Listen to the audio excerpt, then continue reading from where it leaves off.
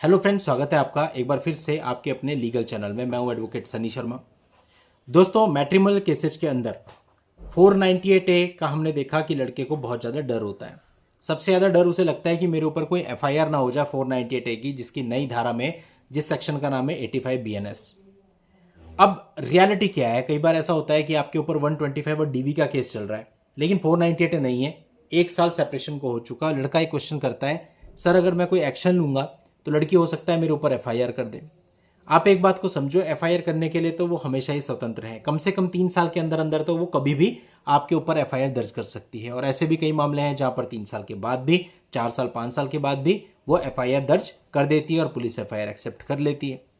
तो यानी ये अगर आप सोचते हो कि भाई लड़की एफआईआर दर्ज कर सकती है या नहीं कर सकती है क्योंकि 1 साल बीत चुका है या 1.5 साल सेपरेशन को बीत चुका है, तो इसका स्पष्ट आंसर है कि वो कर सकती है और आप किसी को भी मुकदमा दर्ज करने से नहीं रोक सकते। अगर कोई भी आपके अगेंस्ट कोर्ट जाना चाहे या पुलिस स्टेशन जाना चाहे तो आप उसे नहीं रोक सकते, है ना। बट आपको अपनी तरफ से एक और चीज़ ध्यान रखनी है, एक चीज़ अपने माइंड में सेट करनी है कि अगर वो इस तरीके से आपके ऊपर एफआईआर दर्ज कराती है तो बदले में आप भी उसके अगेंस्ट एक्शन लेंगे, लीगल एक्शन लेंगे।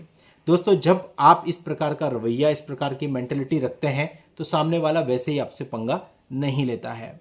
देखो, एक आम पर्सनल लाइफ की आपको बात बताता हूँ, हमारे साथ भी ऐसा है। अगर मान लेते हैं कि कभी किसी ने कोई ऐसा कुछ कर दिया, मान लेते हैं किसी ने कोई एक नोटिस भेज दिया, तो फिर हम उसको वहाँ नहीं छोड़ते। या फिर कभी किसी ने ऐसा कर दिया कि कोई एक मुकदमा दर्ज कर दिया, और पास्ट में भी ऐसा हुआ है कि किसी ने जैसे कोई मुकदमा दर्ज कर दिया, मैट्रिमोनियल नहीं बट बाकी विवादों से संबंधित, तो फिर हम वापसी में भी 2-3 देते हैं और ऐसे देते हैं कि वो अपना मुकदमा खुद वापस ले लेता है, चुप नहीं बैठते हैं। और ऐसे में फिर आपकी इमेज भी दूसरे के सामने ऐसी बन जाती है कि कोई बेमतलब का पंगा लेता भी नहीं है। उसे पता है कि पंगा लेंगे तो ये व्यक्ति छोड़ने वाला नहीं है, फिर आखिरी तक नहीं छोड़ेगा। तो इसी तरह से अगर आपने एक बार सही से स्टेप ले लिया, यानी उन्होंने आपके ऊपर एफआईआर दर्ज कराई, अब आप ऑप्शन ढूंढो अपने कि आप उनके ऊपर क्या क्या कर सकते हो, कौन से केसेज कर सकते हो। 498 से घबराने मत बैठ जाओ। वो बात ठीक है कि अगर आप ज़्यादा लेट हो जाते हो तो आपके कुछ ऑप्शंस कम हो जाते हैं। लाइक मेरे पास बहुत सारे कॉल्स आते हैं, सर सेपरेशन को 3 साल हो गया, अभी मैं अपनी वाइफ के ऊपर कौन सा केस कर सकता हूँ लीगली। तो बहुत कम ऑप्शन रह जाते हैं, क्योंकि टाइमली ही सब काम होते हैं। और टाइमली आप करोगे तो बहुत ईजी भी होगा करना, और टाइमली नहीं करोगे तो आधे से ज़्यादा ऑप्शन आपके खत्म हो जाते हैं।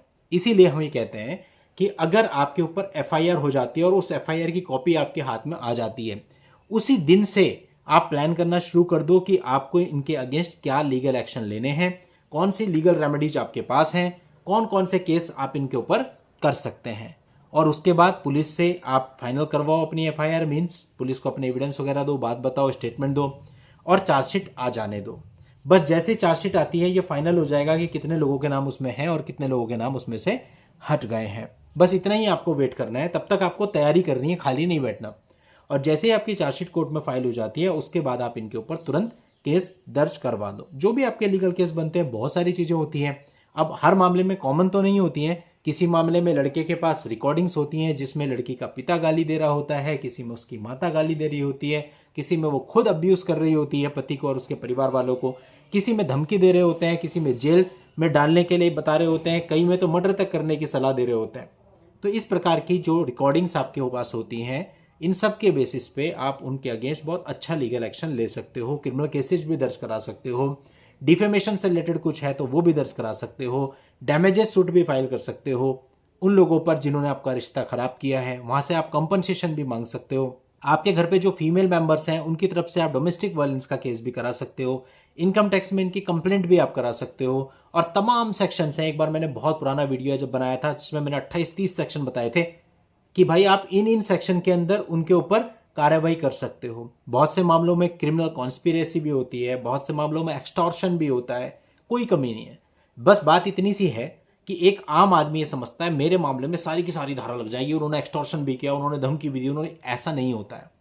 वो आपको पहले एक लीगल ओपिनियन सीख करनी पड़ेगी कि आप जो फैक्टर्स बता रहे हैं उनके बेसिस पे एक्सटॉर्शन बनता है, डिफेमेशन बनता है, क्रिमिनल कॉन्स्पिरेसी बनती है, या फिर कुछ भी नहीं बनता है।